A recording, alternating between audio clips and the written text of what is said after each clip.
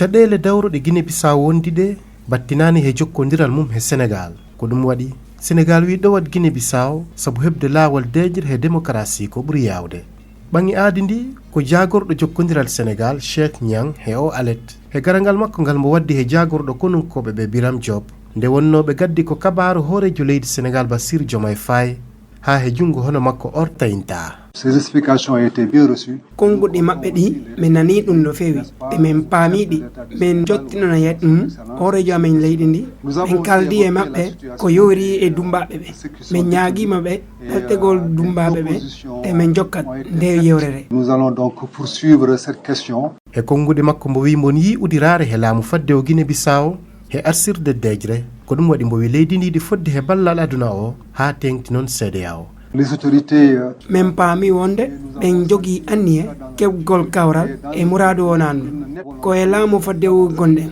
joni ko heddi ko andude no ɗum jofirta te heɓa gañaari podenandi ndi ɗi wondi e nafoore nde Guinée Bissau e heɓta ballal aduna o gila e CEDEAO. nde ɓe jofni kawre maɓɓe ɗe baru imminago hoorejo leydi Sénégal Bassirou Diomaye Faye laaroyno dawriyankoɓe dumbaɓe ɓe kañƴe ƴamyanke hoorejo leydi Fernando Dias da Costa moloyiɗo ro ñiɓirde keƴaɗo Nigéria ɗo Bissau sabu andude gona maɓɓe.